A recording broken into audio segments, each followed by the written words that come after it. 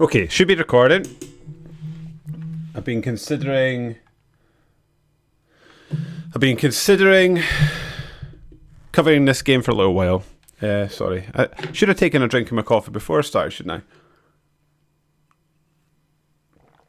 But I thought, hey, this is a chance to do this game today. We're going to have a look at Vampire Survivors. I played a wee bit of this before, so we're just going to dive into the game and I'll try and have a talk about it. So basically, what this is there's a brand of game. We'll maybe come back to this because I won't last forever. There's a brand of game that I'm trying to think of the name. It's known as sort of an auto. Oh, what is it? Like an auto. I am blanking on the name type, so sorry, apologies. But basically, it's a game type that plays by itself. You sort of open the web app, or the application doesn't have to be a web app. You open the game and sort of just leave it running and it plays itself, and you have to every so often log in or not even log in, just sort of pull the game up and do the leveling up. It's almost like when I first started hearing about these games, they reminded me of the leveling in Call of Duty without the actual gameplay attached to it. So this seems to be progression on that type of game. It is somewhere between game that plays itself and game that you've actually got input into. So what we've got here is, and we'll go back to the menus once I die, or maybe depending on how long I last, because I normally don't last that long, but depending on how long I last, anyway, we'll go back to the menus and have a look around and explain that a wee bit. But basically, this is the main gameplay loop of this game, and all I need to do here, I am not fighting anything, I am not attacking these enemies, all I am doing is moving the player.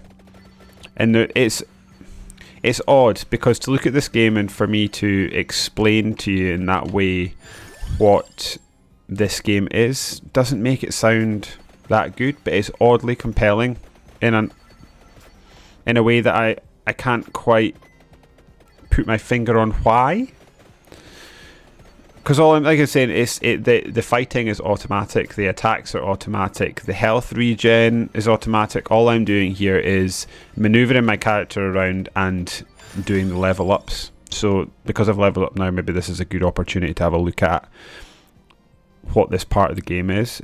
So as you'll have seen, what I'm doing is I'm moving around the screen and I'm killing enemies, and every so often an enemy will die and they'll drop what looks to be like a little rupee from a Zelda game. I then collect that, and if you see along the top, it's flashing at the moment, but as I collect more of these coins or XP tokens, that'll level up, and when it reaches full, it takes me to this screen in which I am given 3 and eventually 2, depending on what your luck level's at. As you'll see on the left hand side, I have luck. 3 random options to upgrade my character, I guess what it is. So I have a sort of, not that it matters, because if you get this game, you'll do it on your own. You'll figure out your own sort of way to do it. But I always like Garlic, because Garlic gives me that little, see the rings around my character when we go back to playing. He'll create those, and it means that I'm doing that anyone that comes near me is taking damage, rather than relying on something that is going to fire out projectiles, potentially fire a projectile in the wrong way. From which I'm trying to progress. And basically what you do here is you continue to level up your character, and your ultimate goal, I believe, is to survive for 30 minutes without being killed. Now I've put a good few hours into this game, so it may appear easier than it actually is. When you start off, so, and again we'll look at it in the menus, but when you start playing your, what is this? We're going to take this. When you start the game, you earn money as well. So while we're also earning these little coin things here, you're also earning coins, which you can then be spent on upgrading these bits and pieces as you walk through the game. So like my Garlic is more powerful than it was when I started playing the game, for example, or I've got more health than I started playing the game, or I earn more experience, or I can collect these rupee things from further away. And essentially that's it. You're going to see eventually that this game becomes quite hectic. I'm hoping to last long enough so that you can see it go a bit wild. The other thing to look out is every so often, like you see these little candlesticks, that's this level. There's another level that is just, it's sort of like an open field. And there's lots of different levels, but I've only sort of really engaged. So see this guy here, that's what I was looking for. He is a boss. So when I kill him, I don't know if you call him a boss or like a super enemy, but anyway, he's a harder enemy than the rest of these guys. And see, I'm taking damage now because these guys can take a bit more of a pounding, so I've got to be a bit more careful with my manoeuvring. The character I've chosen also starts with 30% less health than the standard characters, so that's another thing I've got to worry about, but my offset in that is he starts with a garlic boost, which I like it. So when I'm leveling up, I generally look for things that I know I like, and then once I get a sort of wee group of things I know I like, I will just generally stick to, I don't know, it depends on the run I'm doing, but sometimes I'll level up the lowest level thing, sometimes I'll always level up the highest level thing. Let's go for lowest level thing so that we're sort of upgrading it. Yeah, so there he goes, that's what I was trying to do. So I've killed that boss now, and then every time you kill a boss character, they drop a chest. So you collect this chest, it gives you a bunch of bonuses. So it'll give you a bunch of money, as you can see going up in the bottom, and again you use that to upgrade your character, and eventually it'll do that. And what that is a free, oops, sorry about that, I was going to take another drink of my coffee. It'll give you a free upgrade. So I've got a level 4 cross out of that. So now I've got the cross, as you can see. You can also see on the side of my screen, there's like arrows pointing me towards stuff. That is not there when you start playing the game. This is because I've been playing for a little while now. I've been playing a little while and I've still never lasted 30 minutes. Which tell you, I think I had a look at my Steam, and I granted that the Steam hours are not going to be fully accurate because I've done a lot of leaving the game open and walking away, as I tend to do. But my Steam hour count on this game is about 14 hours, and I've never managed to complete a run. So you can see, like, I feel like I'm doing unusually well, but I'm not really. It's just that I'm now playing this on a save that I've got a good few hours in, so don't expect to be being this destructive, I suppose, on your first few runs, and it actually takes a bit of work to get there. So that gives me extra experience. The turkeys are much like Castlevania games or Streets of Rage games that will give you more health. And this is the general loop of the game. There's not really much more to it. I don't know if I've said it on another video, but I've certainly said it on different podcasts and things that I do. I absolutely love to have a podcast game on the back burner. So I play a lot of Apex Legends, and I don't think anyone would really argue that that's the kind of game that when you're playing Apex Legends, you need to give it your full, undivided attention. Because, well, you need to listen for enemies coming, you need to be aware of your surroundings, you need to just generally have an idea of what's going on, and any sort of distractions is a definite hindrance to you and gives your opponents a leg up. And I'm bad enough at the game that I don't want to give them any more of a leg up than they already have. So that's a game that needs your undivided attention. This is a game that doesn't need that. So generally, I'm obviously not doing it just now because I'm recording this video, but as a general rule, I will be listening to a podcast while I'm playing this game, because you can it's something for your hands to do while you're playing the game, while you're listening to a podcast, something that you sort of, I don't know, do while you're also playing a game. And I like a game. Assassin's Creed used to be a game that was always that, and it was, so there was the Witcher to a certain extent. So I like a game like Assassin's Creed or The Witcher that is sort of straddles both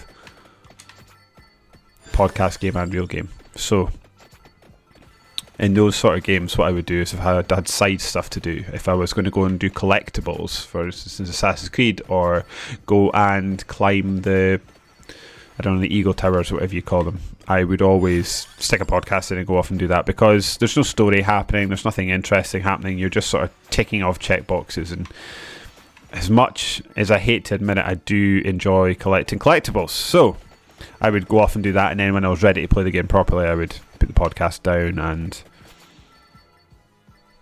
listen to what was happening and engage with the world around me. So this is, yeah, like I say, this is generally the gameplay loop. Every so often, I don't know what causes it, whether it's level of damage, whether it's the character level, or whether it's time alive, but this one explodes, so you've got to stay away from that one.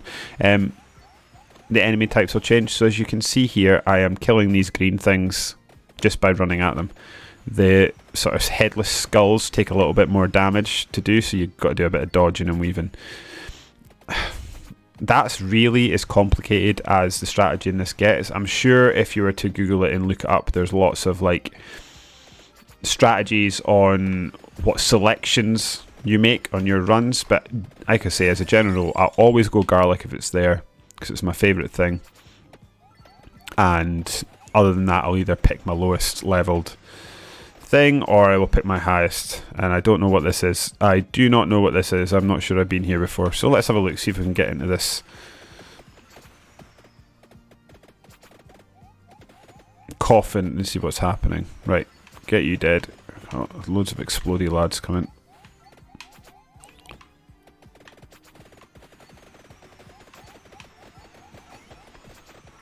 Interested to see what this is. Right, we're doing a bit of damage here.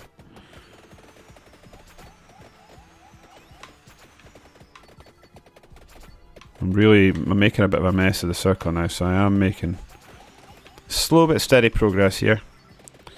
And that's also sort of part of the fun game. Like I said, I'm sure if you googled it, there are strategies for doing your best run and your best pickup things. But like, this game is such low stakes that I don't know. It's perhaps I just not sure if it's quite as fun. So like, there are people that will definitely, like I say, hone their runs and know exactly what it is they want to do. And there's nothing seems to be happening around this. So we're just going to continue killing all these lads.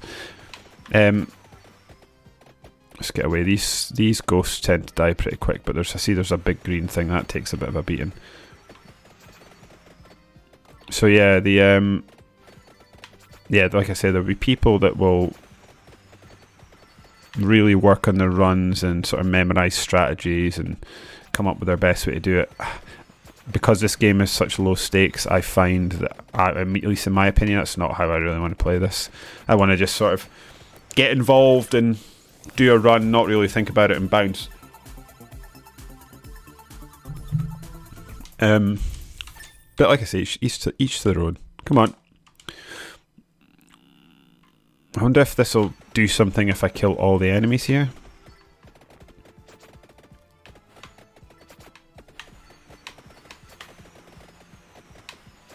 We're doing it ever so slowly. What I would quite like to see appearing at some point is there is a type of augmentation you can get that refills your health. I think that would be extremely helpful, especially now that it's getting a bit mental, as you'll see. But yeah, let's keep going with this. I'm keen to try and kill all these lads and see what happens. I see some health over there that I'm going to try and make my way over to, but I don't want to go too quickly. Right, ebony wings. I feel like that's going to be potentially a good thing to kill. I want to get left. Once I've got this health, I want to get left and really make some inroads into collecting those. Right, what do we want here? We've got 10% luck here. I think we need to start getting that because we're now getting up to the stage where when you start leveling up to a certain amount, if you're not got your luck, you'll see at the bottom, increase your luck to get a chance at 4 choices. Eventually that goes down to 2, 1 and 0. So you need, in my experience, so I want to start working on my luck so that I think I'm going to get it. There we go, and we've got the money as well. So let's get back over here, start having a look at this, do some leveling up. There we go, that was a good one. There's a red one over there. Let's get over and get that too. Fire one's probably a good thing. It's good if you can get it to... Oh, this is good. Watch this. See that thing I just collected?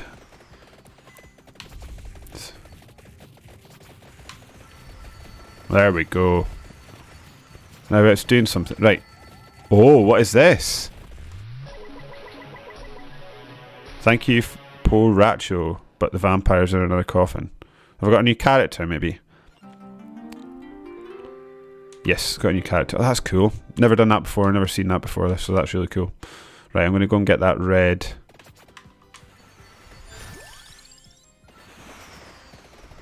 Yeah, we're going to get that red one. What's this? Augments area. Yeah, let's do that, because that might be quite good for if we can really augment our... My thinking with that is my garlic is an area of attack offense weapon.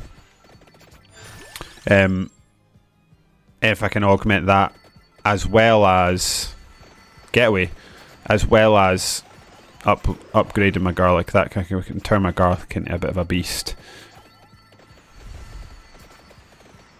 This bird is new, so I've been playing this on my Xbox as well, and it's not.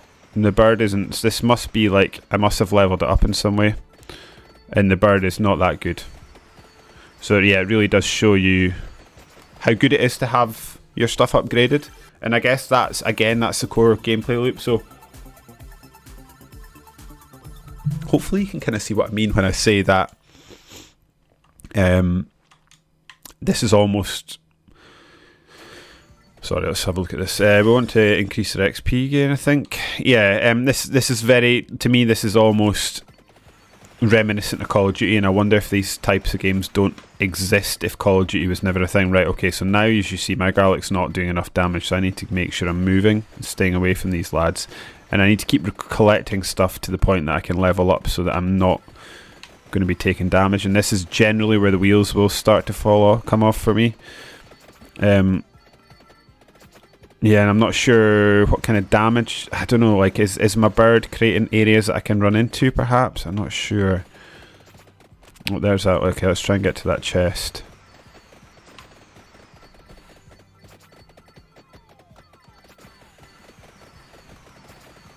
Ebony Wings get you leveled up. I'm quite a fan of you, actually, now. I've started using you a little bit. Right, what are we getting? So these chests also have a randomness to them. So as you can see, I'm getting one sort of blue stream coming out the top. As you progress and get to higher levels, I've seen chests give me 3 streams, so you get 3 levels up. Levels up? I don't know, like levels or augments or improvements in one go.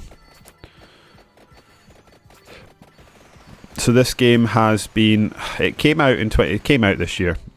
It's been on PC for a little while now, but it's only just come to Games Pass again. If you've got Games Pass, I was going to say it's free. It's not free, but it doesn't cost you anything at the point of use. Much like our NHS, you have to pay for it, but to actually download and play it, you're not spending anything. If you've got it on PC as well, I'm pretty sure it's only a couple quid. So if you think this even looks interesting, it's perhaps worth a look and worth a try. But yeah, no, this is probably the 3rd time I've gone round and said it. This very much reminds me of Call of Duty. And like I said, I don't think this, in a weird way, this game doesn't exist if Call of Duty had never become a thing, because obviously, as far as I'm aware, Call of Duty sort of revolutionised the way in which we engage with online shooters, particularly first-person shooters, because I'm trying to think of shooters pre then, and shooters were a thing. Like Halo did have slight leveling, but it wasn't as prevalent, I guess. So like I'm trying to think back to, I remember there's another boss, when I played Halo online, there was only really 5 levels, and you had to, and that was just basically your quality rank. It was sort of skill based matchmaking. Let's keep going. I want to see what this bird does. And then and then Call of Duty came along and really changed all that, so that you were leveling up much more often. It wasn't so much linked to skill-based stuff; it was more linked to like progression and unlocks, upgrading your guns, maybe like adding sights to it and things like that, and sort of augmenting the stats that you've got. And then it's been honed over the years and obviously changed because it's gone. And I don't know; it depends on what it is. Actually, I mean, The sort of progression beyond that is the cosmetic stuff. Then it's the old chat, or you don't have to engage with it if you don't want to. We're okay. We might need to start looking at Lux more deeply soon, but I think we're... Oh my good god. This is going wild. Just get in. Let's start going left for a bit, because there's another arrow on the screen we can aim at, and this seems to... It just gives me somewhere to go, doesn't it?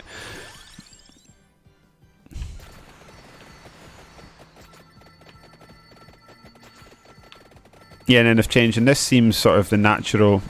This seems like an interesting I don't want to call it progression, but interesting take on it, interesting adaptation, an interesting evolution of that Call of Duty leveling up system, because this game is, for all intents and purposes, essentially just level up the game, and it seems to have hit quite a, I was going to call it niche, but I think we're talking this game's probably sold into the millions. Sorry, I'm doing quite a lot of starting to say things and then going off. Yeah, this game came out this year. It's been in early access for a good while on PC. And then when it got released 1.0, it obviously came out 1.0 on PC, and that's when it started to appear on Game Pass. So now it's sort of finished. It's still being, let's go, our base. It's still being updated, but oh, there's another boss. It's still being updated and looked at, but yeah, it's at 1.0 now. And I don't know, it might not be your thing. It might be something you think looks like a waste of time. And as much as I enjoy this game, I do get it. I do get why people would say this is not worth our time. But at the same time, I can also see, because I enjoy it myself, I can see why people enjoy the game and would want to spend time with it. Right, what do we have here? XP gain or damage? I think damage. I'm starting to feel a little bit not quite as powerful as I once was, so let's get our damage up a little bit and see if we can start kicking some ass again before we start doing the other sort of side stuff. King Bible, because that seems to do good damage if you can get it. Yeah, look at it, because it's, when you get it leveled up, there's quite a few of those Bible things that spin about. Let's get this boss dead as well. Yeah, see, I'm not doing a lot to these guys here. I'm having to do a few runs at them before they'll eat it. I do find myself quite often, and I don't know what the best tactic is. I just sort of need to play and figure it out. But because I'm killing things here, there's like a real concentration of XP to be collected. But I also feel the need to keep progressing. Like, I should be pushing down. There's a chest for me. Should be pushing down towards that other arrow to see if I can make some more progress. I thought I would try and record this video again like this last time, because I was looking at my people watching my video, and it, bizarrely, the video that's given me the most views, and I wonder if it's just because it's the game, but we'll find out, I guess. Crusader Kings is my biggest video for some reason, and it's the game that I felt the most unqualified to speak about, which is, it's interesting that was the one. And I wondered if it's because it's the one video that I've done in a different, I'm recording it in a different manner, so I'm sitting chatting while I'm playing the game rather than trying to record some video and then chat over the top of it to explain the game. And it means also, when I'm explaining stuff, I can sort of draw your attention to it while I'm speaking. Another thing you unlock as you go is a map. That is not free, or is not available really when you start playing. It is something that becomes available. I think it was the third level. I was walking about and I found it. There's some money I want to take. As you can see, this is probably the best money run I've ever done. Right, I need to start finding some candlesticks and hopefully got some health in it before this goes totally wrong, because there's a danger here. I think the wheels are very, very much about to come off, and I've died. Okay, so that's it. So I lasted 17 minutes. As you can see, like, still got another 13 minutes to go. I've got some achievement. I think it's possibly the best I've ever done. Tells you what you had upgraded, the damage, how long you had it for, the damage it was doing by the time you died. And that's sort of the gameplay loop in general. This is the other section, so you see the money I've got up there. And you can spend that on two main things. So I can go to the power up section, and this is what I've upgraded. So obviously, like, when you get this is this thing that pops up randomly, because it's obviously random, like I said before. This thing increases your HP recovery, and what you can do is you can upgrade it so that it's base damage or base perk or base buff or however it is more powerful to begin with, to give you a better chance. So as you can see, I think, is there a garlic one that I've been near? No. Anyway, so yeah, let's have a look. So we've got, I wonder if that health recovery is the one to do. Effects from weapons, perhaps. Luck is maybe another one that's worth looking at. That's 5,000. Oh my goodness. Let's do that one. Have we still got? Oh yeah, that was a good run. Normally you can do like one thing, and the other thing you can do is these are the characters. So when you start the game, I think it's perhaps these two are just available, and as you go, you unlock more people. And these are characters I've unlocked the ability to unlock her, which is interesting. I didn't realise that. So she would cost 1,700 gold to unlock. 850 for this one. I wonder if I just should maybe unlock these and see if there's my more powerful one at the end. But anyway, yeah, that's the general gist on Vampire Survivors. Oh, that was interesting. Hopefully it's given someone an inclination to go and have a go at this game. But yeah, if you want to check out what else I'm doing, please like and subscribe to the YouTube channel, because it really does help and it increases the views. Genuinely does. And you can also follow me on Twitter at DavidSmillie1, SMILLIE, or you can check out what else I'm doing. I'm doing a podcast called A Winner's You. You can check that out. It is essentially a video game book club. Tonight we're about to record an episode covering Diddy Kong Racing. The previous one we did was... what was it? I've forgotten. But yeah, we've done multiple Resident Evil games, Dino Crisis. Oh, Metroid Prime was the previous one we did. Done lots and lots of games. I think we're on this will be episode 48, so there's a lot of back catalogue for you to go back and play, and it's maybe fun to play a game and then listen to someone talk about it. But yeah, that's me. Thank you for watching, guys.